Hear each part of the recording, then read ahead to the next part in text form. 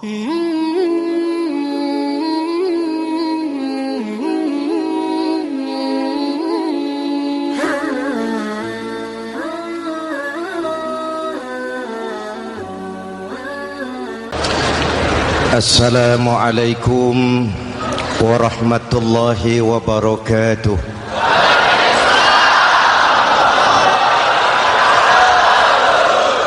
Alhamdulillahillazi ja'ala ramadhana syahra siyami lil mu'minin. Wassalatu wassalamu ala asyrafil mursalin Sayyidina Muhammadin wa ala alihi wa sahbihi ajma'in, amma ba'du. Para ulama yang saya muliakan, para pejabat baik sipil maupun militer yang saya hormati, alhamdulillah malam ini atas izin Allah, mudah-mudahan yang kita laksanakan ini merupakan bagian dari amal ibadah kita di bulan suci Ramadan ini. Hadirin, reformasi terbesar adalah reformasi yang dilakukan oleh baginda Nabi besar Muhammad sallallahu alaihi wasallam.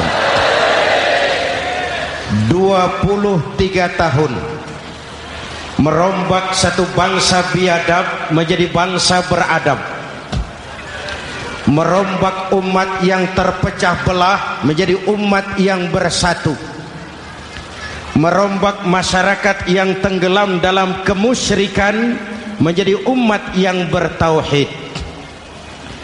Reformasi besar apa yang dilaksanakan oleh Rasul dan apa hubungannya dengan kita sekarang? Ini yang ingin saya sampaikan malam ini. Pertama, beliau melaksanakan reformasi akidah, membebaskan manusia dari kemusyrikan, menyelamatkan manusia dari ketergantungan kepada benda.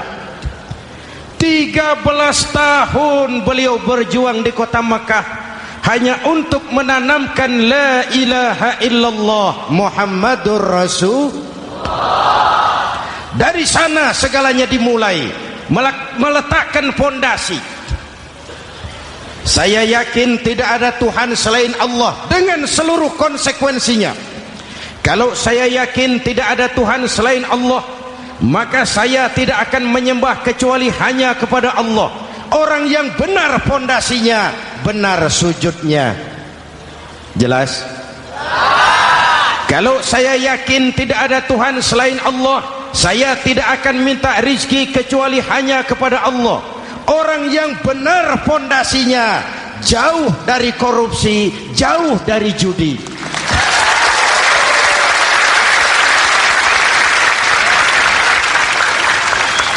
Kalau saya yakin tidak ada Tuhan selain Allah, saya tidak akan menggantungkan hidup kecuali hanya kepada Allah. Saya tidak akan melarikan persoalan kecuali hanya kepada Allah. Saya tidak akan pernah takut kecuali hanya kepada Allah. Saya tidak akan minta tolong kecuali hanya kepada Allah. Inilah generator yang membangkitkan seluruh nilai-nilai amal kita. Kita puasa, kita sujud, kita jihad, itu kan karena nilai iman. Betul? Imannya tidak kelihatan, yang kelihatan gejalanya. Mic ini berbunyi karena ada strom. Percaya apa tidak? Kelihatan stromnya? Kok tahu ada strom dari mana? Dari bunyi. Ada suaranya itu, ada stromnya. Kenapa? Bunyi. Lampu menyala karena ada strom. Kipas angin berputar karena ada strom. Betul? Jadi kalau ada strom bunyi dong. Kalau ada strom lampunya nyala dong. Kalau ada strom kipas anginnya muter dong. Artinya apa? Kalau ada iman sujud dong. Kalau ada iman, jihad. Udah, dangdong.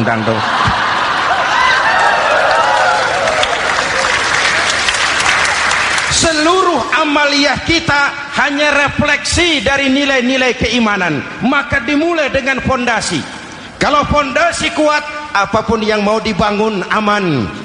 Kalau fondasi rapuh, apa yang mau dibangun di atas fondasi yang rapuh?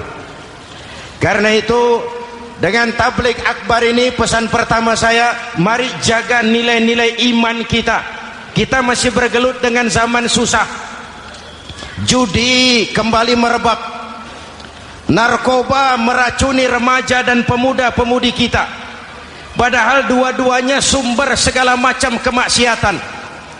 Judi mendidik orang jadi malas, dan sejarah belum pernah mencatat ada orang jadi kaya karena judi. Yang bangkrut, yang kere, yang melarat banyak.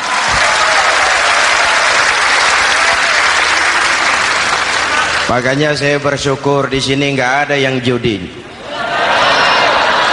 Nggak ada, mana saya nggak lihat di sini. Entahlah kalau di luar sini.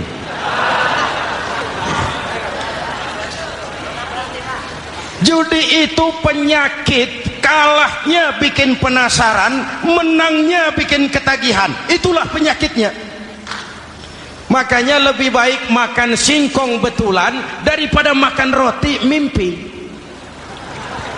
Ayo, makan singkong betulan, makan roti mimpi, lebih baik mana? Lebih baik makan roti betulan, Mas. Maksud saya, uang 4-5 ribu rupiah itu daripada belikan togel, daripada dibelikan pakong, daripada dibelikan macam-macam undian judi, lebih baik dibelikan beras, makan sama-sama. Hadirin yang saya hormati, karena iman kita hidup, untuk iman kita berjuang, dalam iman kita ingin kembali menghadap Allah Subhanahu. Dahulu pun orang-orang tua kita berjuang memerdekakan negeri tercinta ini. Apa faktor penggerak utamanya? Iman. Imanlah yang mengajarkan orang-orang tua kita, hubbul watan minal iman. Cinta tanah air bagian daripada iman.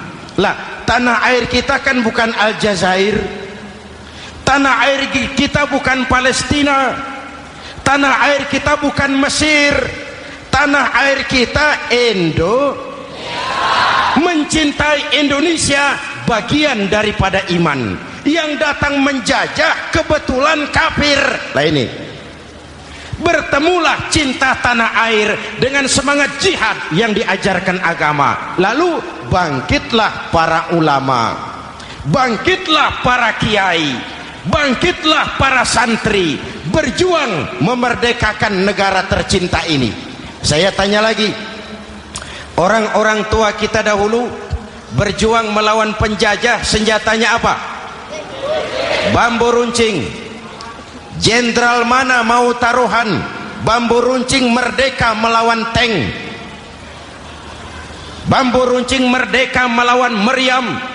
Bambu runcing merdeka melawan tentara-tentara profesional yang terlatih dengan baik. Menurut logika tidak mungkin, menurut kebiasaan tidak bisa, menurut rasio impossible. Entoh nyatanya kita merdeka.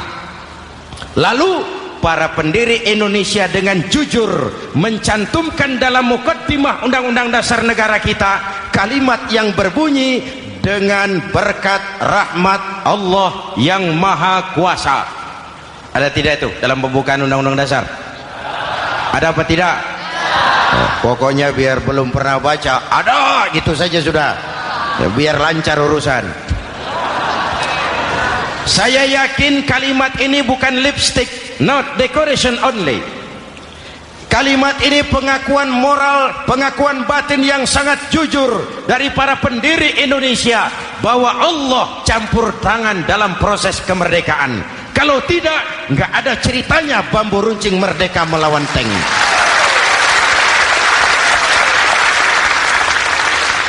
Kalau dulu iman untuk merebut kemerdekaan, sekarang iman untuk mengisi kemerdekaan. Betul? Betul? Karena itu jaga nilai-nilai iman, jangan tidur. Kita sudah berhasil melaksanakan pemilu, sidang umum MPR sudah digelar, pemerintahan baru sudah terbentuk, itu kita pilih bersama, kita dukung bersama. Mendukung itu tidak harus selalu iya, kula nuwun semohon dawuh kumaha juragan wae oke bos. Mendukung tidak harus selalu iya, mendukung juga memberikan saran, kritik, perbaikan. Kenapa? Di mana-mana di dunia ini kekuasaan cenderung mau menang sendiri, kekuasaan cenderung untuk korup. Karena itu kalau kita cinta kepada pemerintah, kita harus mengawasi jalannya pemerintahan kita ini.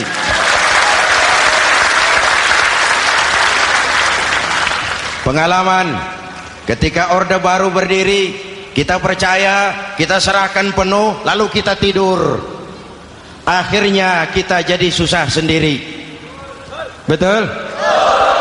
Umat Islam tidak boleh jatuh dua kali di tempat yang sama.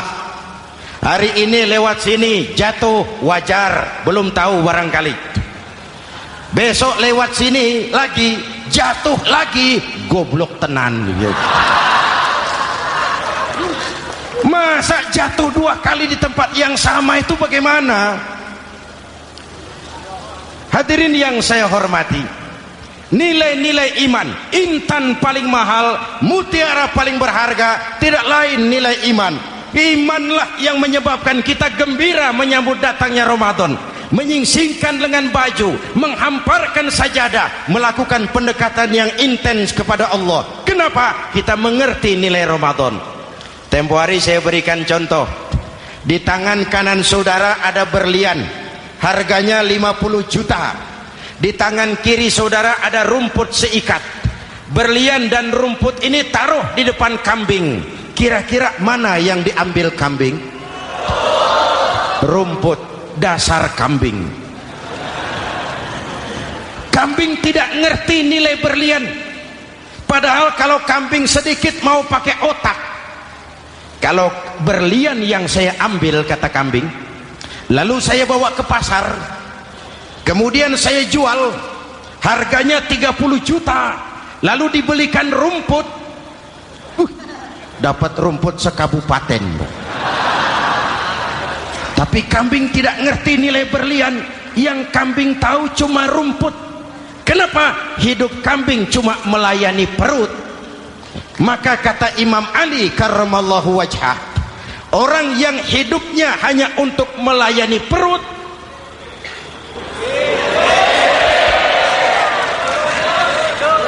saudara yang ngomong ya, tanggung jawab. Saya kan cuma mulai, kenapa diterusin?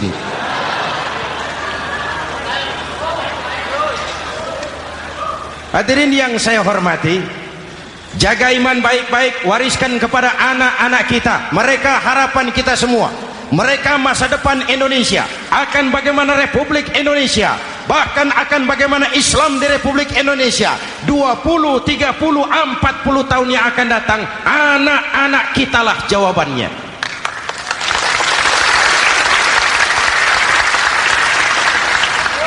Mereka mau jadi apa, persilahkan, asal iman merupakan landasan hidupnya. Anak-anak kita boleh jadi jenderal asal jenderal beriman, boleh jadi pejabat, pejabat beriman, jadi pengusaha, pengusaha beriman. Kalau iman landasannya aman. Jadi pengusaha, pengusaha beriman, insya Allah timbangannya tidak curang, ekonomi lancar, masyarakat tenang. Jadi petani, petani beriman, insya Allah tidak menggarap tanah yang bukan miliknya.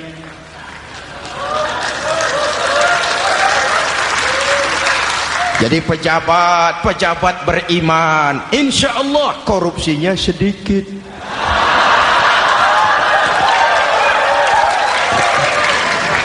Jadi jenderal, jenderal beriman, insya Allah berjuangnya bersama ulama, bukan nangkepi ulama.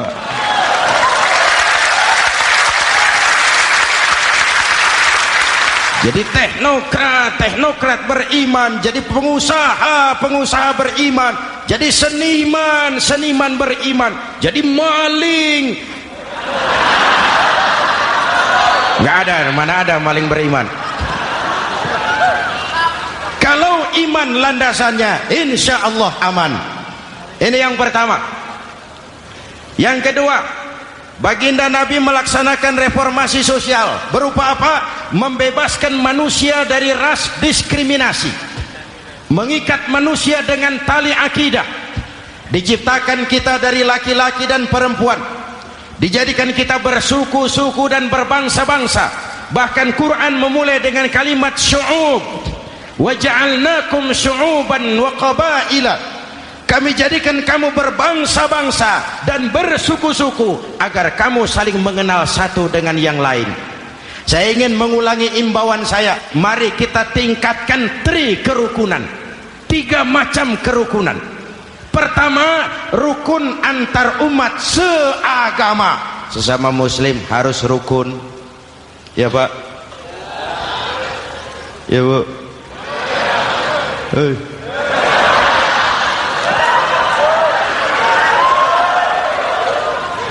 Malam ini saya tidak merasa sebagai tamu di sini. Saya hanya keluarga di tengah-tengah keluarganya.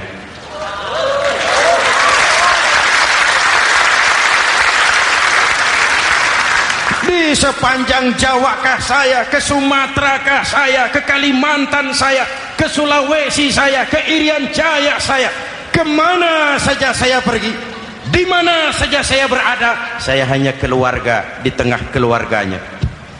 Sebagai muslim kita terikat akidah, sebagai bangsa kita punya komitmen, kita ingin bersatu nusa, satu bangsa, satu. Inilah kita. Hadirin yang saya hormati, rukun antar umat seagama. Hura-hura pemilu sudah lewat, ekses-eksesnya harus kita hilangkan. Boleh jadi kemarin-kemarin karena berbeda kaos sama teman gak teguran. Yang sudah, yang penting sekarang ke depan. Sudah capek kita rakyat diobok-obok. Sudah datang saatnya kita meluruskan saf, merapatkan barisan, menggalang semangat kebersamaan. Rukun antar umat seagama. Begitulah malam ini saya hadir di tengah keluarga sendiri. Yang mengikat kita apa? Akidah. Di masjid kita ditemukan, dan inilah simbol kehidupan umat. Tadi kita sholat isya dan tarawih di sini, menghadap ke arah yang sama, menyembah Allah Tuhan yang sama, melakukan gerak yang sama, membaca bacaan yang sama, dengan bahasa yang sama. Betul? Tapi kita datang dari segala penjuru. Kita datang dari sebelah lor, sebelah kidul, sebelah wetan, sebelah kulon. Di sini di masjid ini kita menghadap ke arah yang sama. Kita yang hadir di sini boleh jadi ada yang dari Sumatera, Kalimantan, Sulawesi, Irian Jaya, tapi kita adalah Indonesia. Jelas? Jelas? Saya sering kasih contoh, coba kalau sholat pakai bahasa masing-masing, ramai masjid, bingung malaikat. Ini Indonesia ramai karena tiap provinsi sholat pakai bahasa masing-masing. Kalau Riau bicara sendiri, Ambon bicara sendiri, Aceh bicara sendiri, Irian bicara sendiri, ramai masjid. Jelas? Jelas? Yang imam pakai bahasa Indonesia, takbir, Tuhan yang maha besar. Gagah sekali, bingung malaikat. Kembali kita kalau sholat pakai bahasa masing-masing. Betapa ramainya masjid. Itu cermin dari bangsa yang tidak bisa menjaga kesatuan dan persatuan. Uni Soviet almarhum Al-Mal'un itu negara adidaya, negara adik kuasa bersama-sama dengan Amerika menjadi polisi dunia, tetapi kemudian dihantam oleh glasnost yang kebablasan. Gorbachev terpental, Soviet pecah jadi negara kecil berkeping-keping. Mimpi mengembalikan Soviet seperti dulu.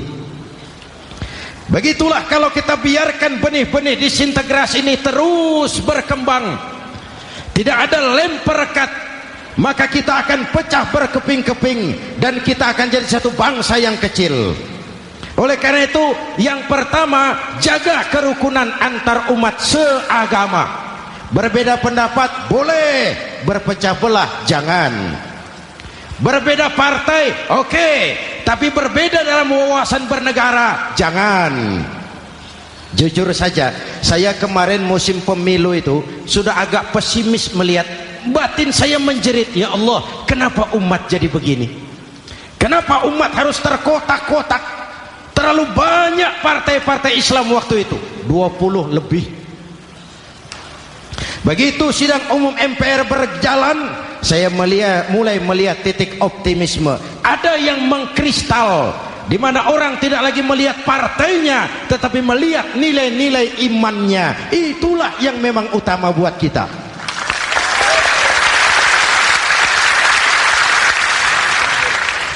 Ini yang pertama, rukun antar umat seagama. Yang kedua, rukun antar umat beragama. Beberapa hari yang lalu ada kejadian yang mengenaskan di Jakarta Timur, Cipayung. Peristiwa penyerbuan Yayasan Dolos. Hadirin yang saya hormati, kita tentu menyesalkan kejadian itu. Kita tidak bisa menyetujui tindakan main hakim sendiri. Kita berharap pemerintah bukan hanya bisa menangkap pelakunya, tapi juga yang tidak kalah pentingnya mengusut akar permasalahannya. Kenapa itu terjadi? Kalau cuma pelakunya yang ditangkap, akar permasalahannya tidak selesai, saya khawatir terulang lagi di tempat lain. Inilah yang terpenting, menjaga kerukunan antar umat beragama, saling menghormati, saling menghargai. Jangan melakukan kamuflase, jangan melakukan tindakan-tindakan yang rawan dan peka. Misalnya umat Islam membangun masjid di tengah perkampungan orang Kristen, padahal tidak ada Islamnya di situ. Itu bisa menimbulkan kerawanan.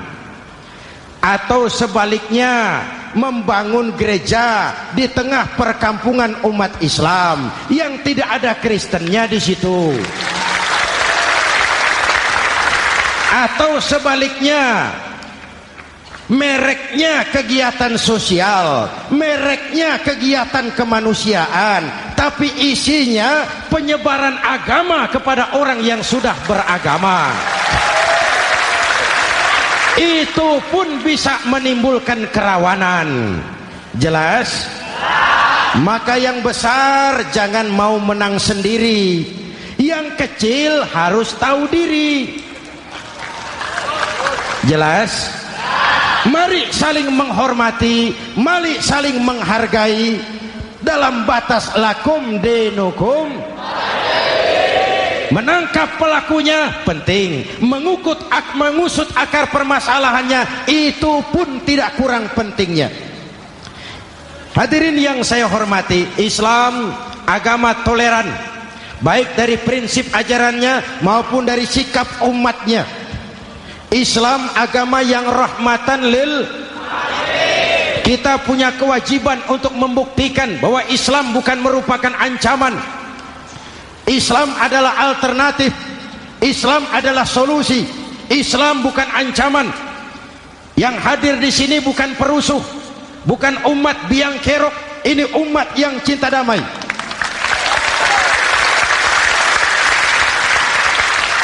Ini umat yang tidak pernah mencari-cari musuh, tapi juga tidak akan pernah lari kalau bertemu musuh.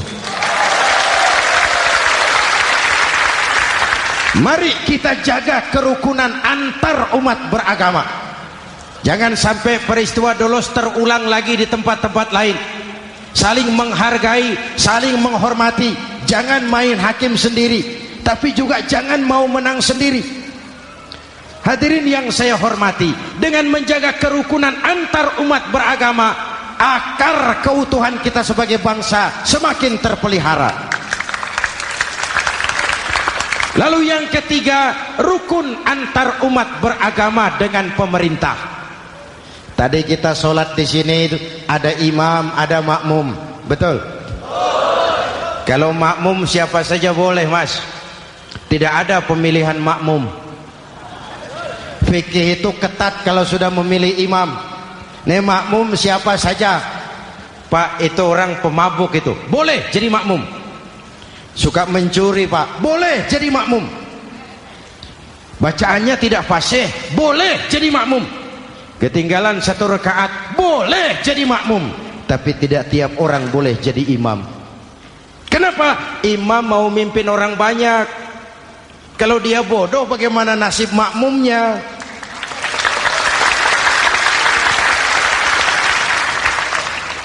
Ada karikatur di Medan, pernah kejadian anak kecil disuruh sholat sama ibunya. Nak, sholat kau. Ah, aku tak pandai sholat, mak. Si Ucok rupanya ini. Kata ibunya, sudahlah, kau ikuti saja bapakmu tuh. Apa yang bapak mau kerjakan, kau ikuti sajalah.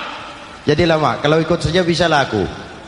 Berangkatlah anak ini kan, sholat di belakang bapaknya, jadi makmum. Sholat di balai bambu, tidak pakai tikar. Bangun sujud, hidung bapaknya terjepit bambu.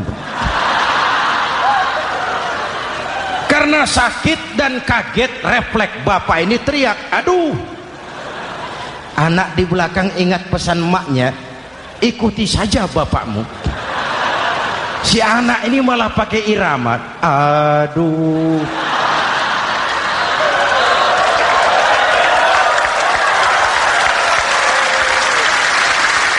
Lah, ada yang lebih gendeng lagi. Mendengar anaknya mengadu, bapaknya menoleh ke belakang. Kata bapaknya, kau kejepit juga, Cok, katanya. Sholat jadi ngobrol. Kalau makmum dan imam sama bodohnya, rusak sholat ini.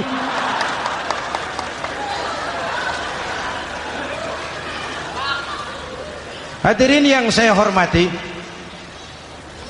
rukun antar umat beragama dengan pemerintah, pemerintah yang legitimate, yang dihasilkan lewat proses demokrasi. Benarnya kita dukung, salahnya kita tegur, kita kritik, kita perbaiki, kita berikan saran-saran yang baik. Sekali lagi, jangan tidur. Sudah lewat masanya. Kemarin-kemarin kita menghadapi satu masa yang penuh krusial. Sudah datang saatnya kita bersama-sama bahu-membahu mengatasi kesulitan besar yang tengah kita hadapi sekarang ini. Dengan 3 kerukunan ini, insya Allah keutuhan kita sebagai bangsa akan lebih terpelihara. Ini reformasi kedua. Dalam konteks kita sekarang, menjaga semangat kebersamaan. Saya sering mempopulerkan di masyarakat kita, umat Islam bangsa Indonesia seperti 5 jari ini. Kalau kompak, apa yang tidak terpegang? Tapi kalau berpecah belah, apa yang mau dipegang? Yang ini namanya ibu jari. Umaro ini, pemerintah. Kerja apa saja kalau sudah diginikan pemerintah, lumayan. Diginikan kiamat, Mas. Legalitas. Umaro. Yang ini telunjuk, alat untuk menunjuk. Ini orang yang punya uang, orang kaya, para pengusaha, investor. Kita perlu untuk memulihkan roda perekonomian kita. Di mana-mana kalau orang sugih nunjuk, lancar urusan, Pak. Coba kita yang melarat nunjuk-nunjuk ini, nggak laku, Pak. Makanya kata orang, serba salah jadi orang susah, tapi lebih susah jadi orang serba salah. serba salah jadi orang susah, tapi lebih susah jadi orang serba salah. Telunjuk. Yang ini jari tengah lah ini, di tengah dia, ke kanan tidak, ke kiri tidak. Milik semua golongan ini, netral. Siapa ini? TNI. Siapa ini? Cendekiawan. Siapa ini? Ulama idealnya itu. Milik semua, tidak kemana-mana, tapi ada di mana-mana. Gak bisa diajak suitan ini. Gak ada anak-anak main kelereng suitnya begitu, itu gak ada.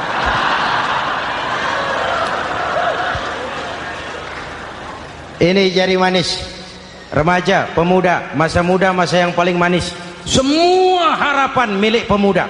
Belum pernah saya dengar ada orang pidato para kakek-kakek harapan bangsa, belum pernah. Mesti kalau sudah harapan umat, pemuda, harapan negara, pemuda, harapan agama, pemuda, harapan bangsa, pemuda, harapan pemudi. Jari manis. Yang ini kelingking, jari paling kecil ini. Ini kaum wanita ini. Perempuan kecil tapi mantap. Masya Allah. Ini ibu jari ini besar ini. Sweet ketemu kelingking, kalah ibu jari ini. Di mana-mana kekuasaan sering kalah sama perempuan. Siapa yang mendorong-dorong Nabi Adam memetik pohon buah khuldi? Kelingking. Kelingking. Kelingking. Julius Caesar tunduk kepada Cleopatra. Siapa Cleopatra? Kelingking. Napoleon, singa daratan Eropa, the Lion of Europe, luas kekuasaannya, hebat tentaranya, bertekuk lutut di bawah kaki Margaret Josephine. Kelingking. Hadirin yang saya hormati, kalau 5 pilar ini bersatu, ringan sama dijinjing, berat sama dipikul, kita akan jadi satu bangsa yang kuat. Jelas? Jelas? Dengan Ramadan, dengan tabligh akbar malam ini, mari kita jaga semangat kebersamaan. Saya selalu mengingatkan, sekarang lebih banyak tukang kompor daripada tukang lem. Lebih banyak tukang kompor daripada tukang lem. Hangati sana, sulut sini, bakar sana, panasi sini, terbakar kita, dia lari tepuk tangan, dan kita yang rugi. Jelas? Jelas? Ini hal yang kedua.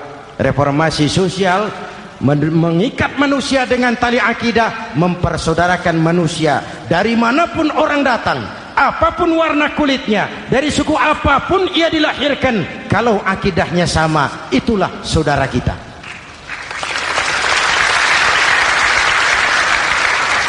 Kembangkan terus kerukunan antar umat seagama, antar umat beragama, dan antar umat beragama dengan pemerintah.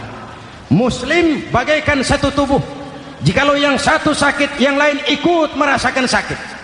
Muslim bagaikan sebuah bangunan, yang satu sama lain harus saling memperkuat. Ada yang jadi tiang, tentu.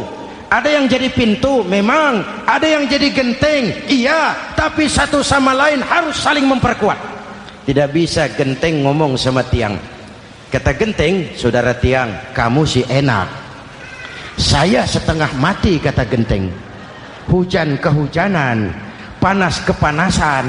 Kadang-kadang anak-anak nakal saya dilontari batu, kata genteng. Yang jadi tiang ngomong lagi. Kata tiang, saudara genteng, jangan sembarangan kalau ngomong. Kamu kira kamu bisa nongkrong di atas? Itu gara-gara siapa, genteng?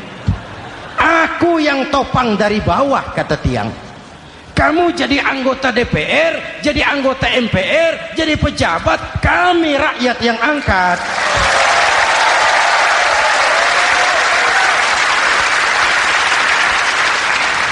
Jangan waktu di bawah rajin ngamalkan ayat kursi, dapat kursi lupa sama ayat.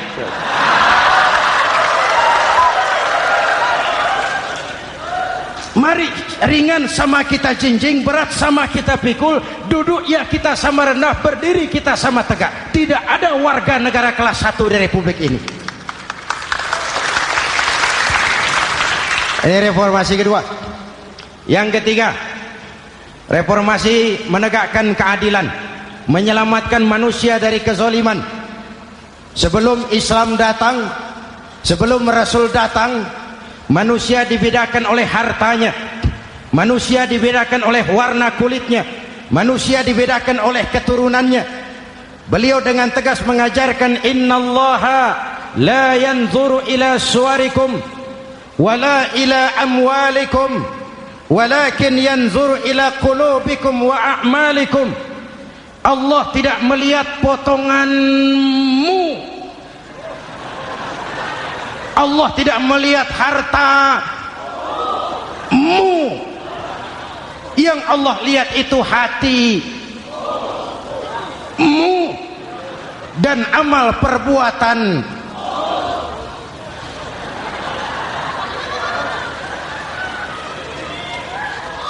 Perjuangan menegakkan keadilan.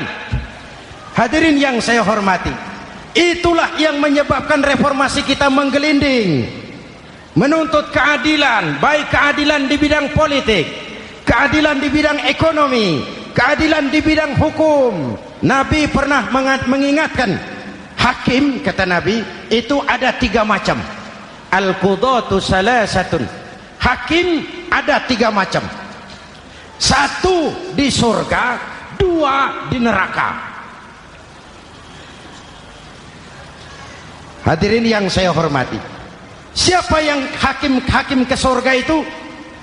Ada hakim yang tahu tentang kebenaran, lalu siap melaksanakan kebenaran itu, menghukum dengan kebenaran apapun resikonya, walaupun dimusuhi atasannya, walaupun bertentangan dengan nuraninya, karena itu orang yang dia sukai, tapi dia tetap melaksanakan hukum.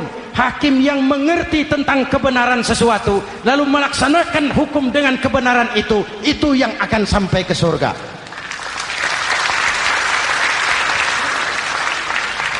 Yang kedua, ada hakim tahu tentang kebenaran tapi tidak mampu melaksanakan hukum dengan kebenaran itu.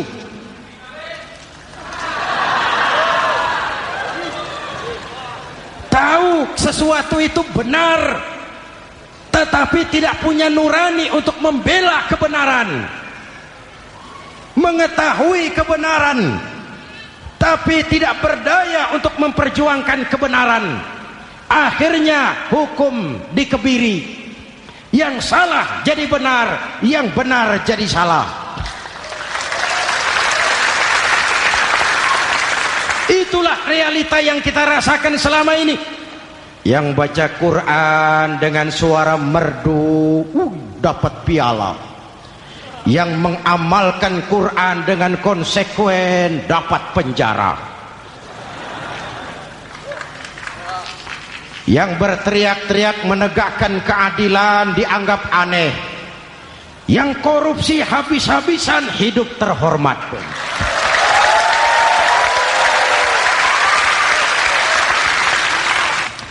Jadi yang kedua tadi hakim yang tahu kebenaran tetapi tidak mampu melaksanakan hukum sesuai dengan kebenaran. Diperkosanya kebenaran, ditekannya hati nuraninya, sehingga ini yang mengakibatkan terlukanya perasaan keadilan. Yang ketiga lebih celaka lagi, ada hakim yang tidak mengerti tentang kebenaran lalu melaksanakan hukum dalam ketidakmengertiannya. Bodoh melaksanakan hukum dalam kebodohan, itu pun menyebabkan orang masuk neraka. Na'udzubillah. Hadirin yang saya hormati, reformasi yang dilaksanakan Rasul berjuang menegakkan keadilan setelah membebaskan manusia dari ras diskriminasi.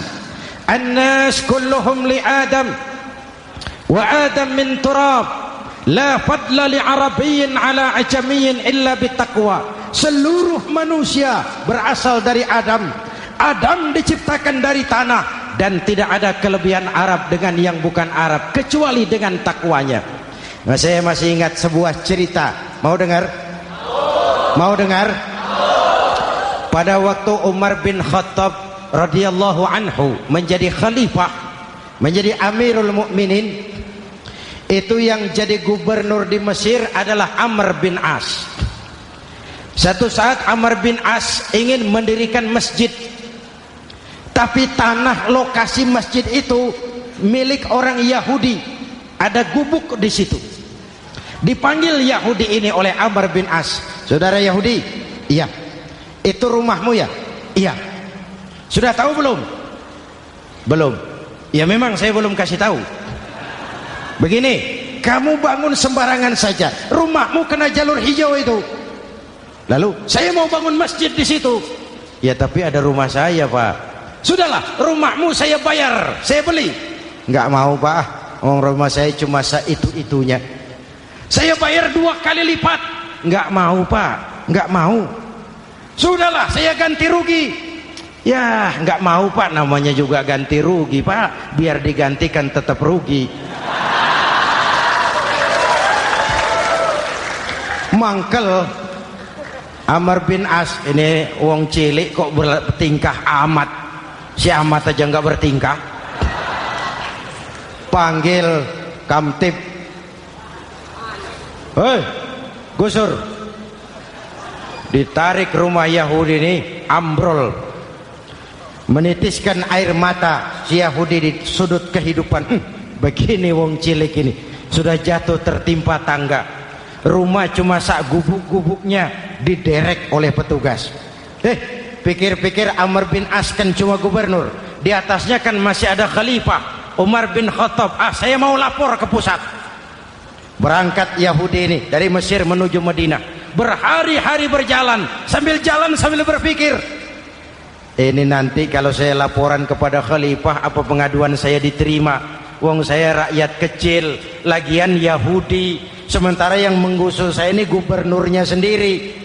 Terus dia berjalan sampai di kota Madinah. Lewat tengah hari dia mulai cari-cari. Ada orang, ketemu orang sedang tidur di bawah pohon kurma. Selamat siang, Pak. Siang. Saya mau numpang tanya, Pak. Tanya apa? Bapak tahu Khalifah Umar bin Khattab? Tahu. Istananya di mana, Pak? Istananya di atas lumpur. Di atas lumpur? Iya. Pakaian kebesarannya apa, Pak? Sutra? Bukan. Pakaian kebesarannya malu dan takwa. Pengawalnya banyak, Pak. Banyak.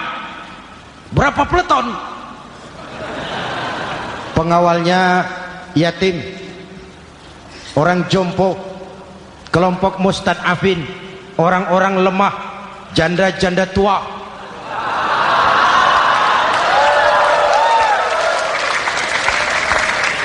Itu pengawalnya. Pakaian kebesarannya malu dan takwa. Pengawalnya orang-orang lemah, tidak berdaya. Kok begitu, Pak? Begitulah Umar bin Khattab. Orangnya sekarang di mana, Pak? Di depan kamu. Jadi Bapak, iya. Bapak, iya. Saya Umar. Ada apa, Mas? Oh, yang datang dari Semarang waktu itu. Gini loh, Pak, saya mau menuntut keadilan. Keadilan kenapa? Gubernur Bapak Amr bin As itu, Pak, zalim. Kenapa dia? Gubuk saya main tarik saja, runtuh. Saya nggak punya rumah lagi, wong saya ini golongan makmur, cuma rumah sama sumur. Lalu untuk apa? Katanya dia mau bangun masjid di situ, Pak. Dipaksanya rumah kamu ditarik sampai runtuh. Iya. Yahudi? Ya, Pak. Itu ada tempat sampah ya. Betul, Pak. Di situ banyak tulang unta. Coba kau cari satu tulang unta bawa ke sini. Bingung Yahudi. Pak, saya jauh-jauh dari Mesir ke sini ini mau cari keadilan. Kalau tulang unta di Mesir juga banyak, Pak. Sudahlah, kau ambil saja tulang itu. Berangkat Yahudi penuh tanda tanya, ambil sebuah tulang unta, diberikan kepada Khalifah Umar bin Khattab. Tulang ini diambil, Umar hunus pedangnya, dengan ujung pedang dibuat garis lurus di atas tulang unta itu. Rak. Selesai. Yahudi, iya Pak, sekarang kau kembali ke Mesir, serahkan tulang ini kepada Umar bin Amr bin As. Makin bingung Yahudi, jauh-jauh datang kemari kira mau dapat keadilan, cuma dapat tulang. Ya sudahlah, namanya wong cilik, berangkat dia pulang ke Mesir. Berhari-hari sampai di Mesir. Pak Gubernur, ya lapor. Ada apa Yahudi? Saya dari pusat. Loh, kamu dari Madinah? Iya Pak. Ngapain sih kamu ke sana-sana? Nuntut keadilan. Kamu bertemu Khalifah? Ketemu Pak. Terus tulang.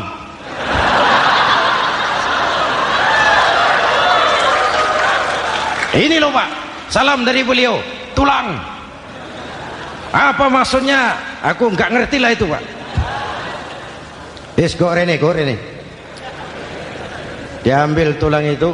Amr bin As melihat ada garis lurus dengan ujung pedang, gemetar badannya, keringat bercucuran.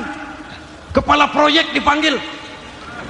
Mas, ini proyek masjid batal, gubuk Yahudi dirikan lagi. Loh Pak, kata kepala proyek, saya kan sudah menang tender Pak.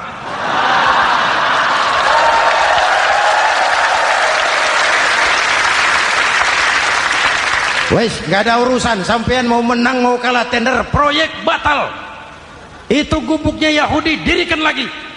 Yahudi makin bingung. Ada gubernur dapat tulang gemeter. Pak Gob, ya, sebenarnya apa yang terjadi? Apa-apa? Kamu sedikit-sedikit main pusat.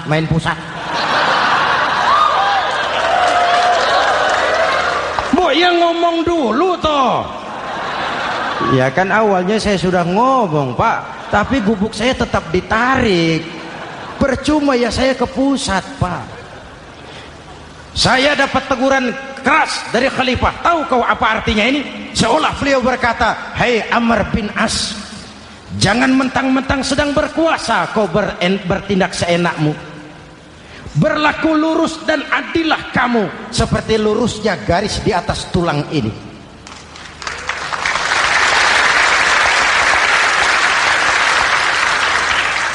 Kalau kau tidak lurus, kalau kau tidak berlaku adil, aku yang akan meluruskanmu dengan pedangku. Itu bahasa simbolik. Siapa yang gak gemeter? Kamu. Pusat. Wedus. Ya ini nek coro kita. Oh Pak, kalau begitu Islam adil ya Pak? Adil.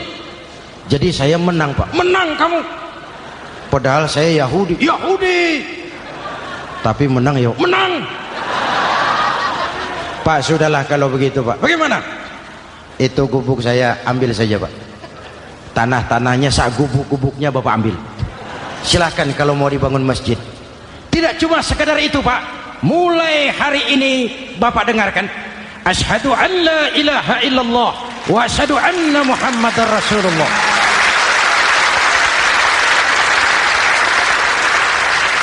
Yahudi bisa menang perkara menghadapi gubernur. Kalau ini terjadi di Indonesia,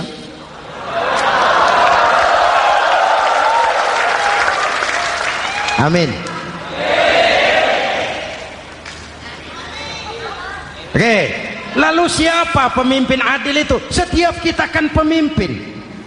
Presiden, pemimpin di negaranya. Gubernur, pemimpin di provinsinya. Bupati, pemimpin di kabupatennya. Pak Camat, pemimpin kecamatannya. Pak Lurah, pemimpin di kelurahannya.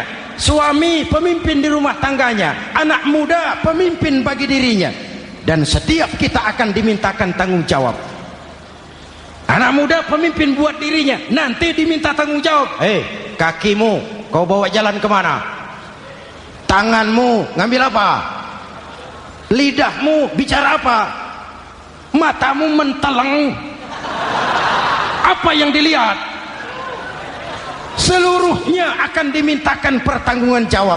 Marilah kita jadi orang yang adil kepada diri, kepada keluarga, dan akhirnya kepada masyarakat, bangsa dan negara. Hadirin yang saya hormati, satu ayat yang sering dibaca pada akhir khutbah khatib Jumat, innallaha ya'muru bil adli wal ihsan. Allah memerintahkan kamu berlaku adil dan berbuat ihsan. Tidak sekadar adil tapi ihsan. Ihsan nilainya lebih tinggi dari adil. Contoh, nak, tolong taruh telur itu di pinggir meja. Anak yang adil apa adanya, ditaruh telur di pinggir meja. Anak yang ihsan lain. Lah iya, perintahnya sih di pinggir meja, tapi kalau pas di pinggir meja kan jatuh ke bawah, ke tengah sedikit. Ini ihsan. Oleh karena itu, mari, perjuangan menegakkan keadilan masih panjang. Jalannya tidak lurus bertabur bunga, menanjak menurun, banyak onak dan duri. Namun seperti yang dikatakan seorang tokoh, masih Napoleon, kalau ada 1000 orang penegak keadilan, saya satu dari yang 1000 itu. Kalau ada 100 penegak keadilan, saya juga satu dari yang 100 itu. Kalau ada 10 orang menegakkan keadilan, saya juga satu dari yang 10 itu. Kalau hanya 1 orang yang menegakkan keadilan, maka sayalah yang 1 itu. Tetap konsisten berjuang menegakkan keadilan, walaupun besok langit akan runtuh, walaupun besok akan kiamat, keadilan tetap harus ditegakkan. Ini reformasi yang ketiga, menegakkan keadilan, mengayomi masyarakat dengan hukum yang tegas. Dan Rasul menjadi contoh, ini yang hebat.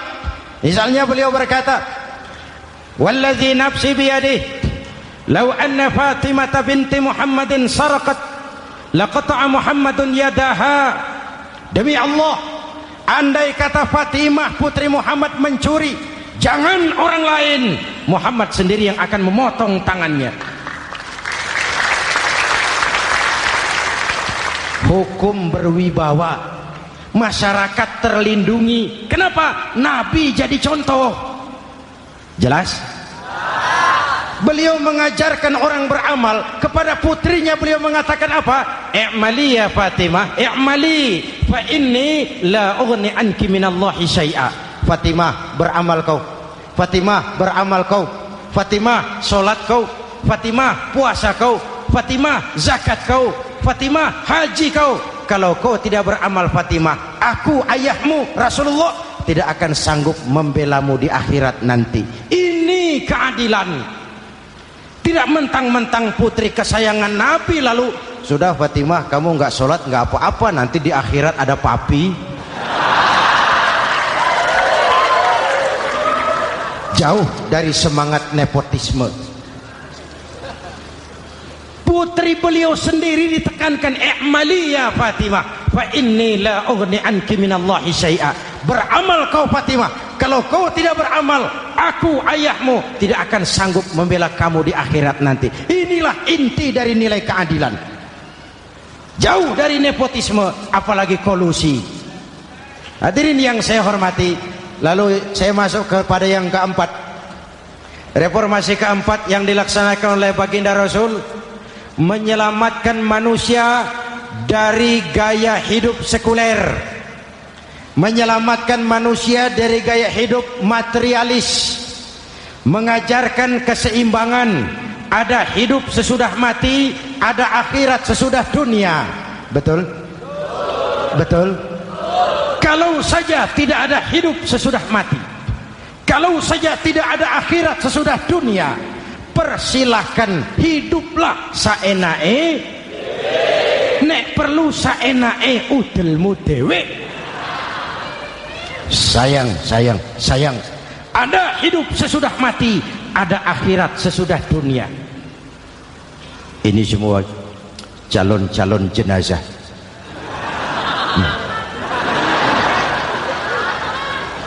Calon lurah belum tentu jadi lurah. Calon gubernur, yang antri panjang. Calon menteri, mimpi. Calon jenazah pasti. Betul? Karena ada hidup sesudah mati, ada akhirat sesudah dunia. Ini jadi rem. Saya kepengen kaya, tapi kalau menipu orang bagaimana dikubur? Saya kepengen naik pangkat, tapi kalau memfitnah orang bagaimana di akhirat? Melahirkan disiplin. Tujuan keyakinan akhirat mewarnai cara kita hidup di dunia. Hadirin, mari kita berdoa.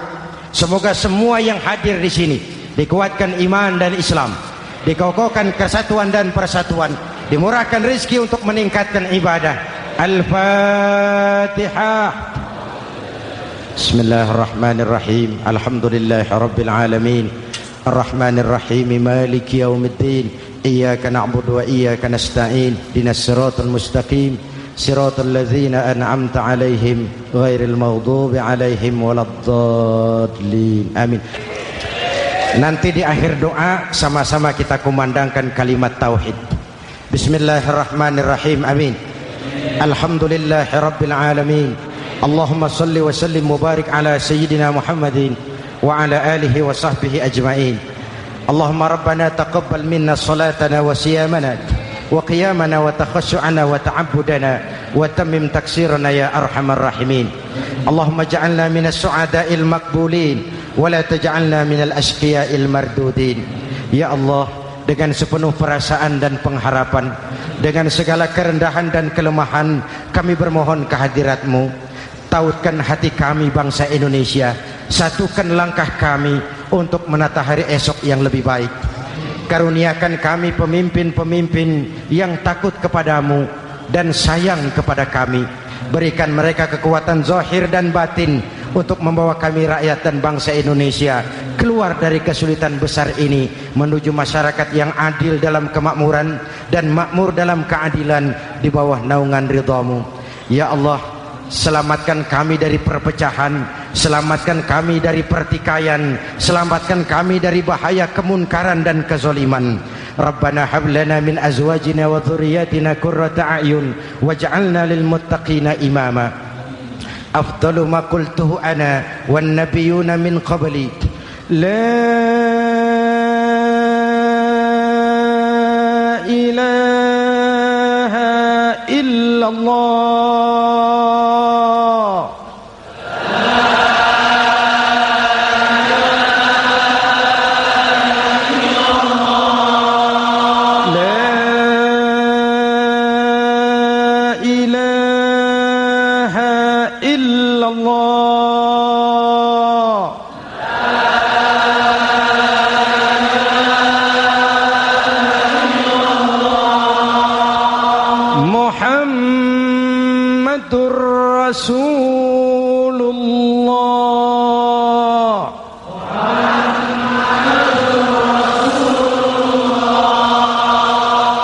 آمين. صلى الله عليه وآله وسلم. كلمة حق عليها نحيا وعليها نموت وعليها نبعث إن شاء الله من الآمنين. ربنا آتنا في الدنيا حسنة وفي الآخرة حسنة وقنا عذاب النار وآخر دعوانا أن الحمد لله رب العالمين. Mm-hmm.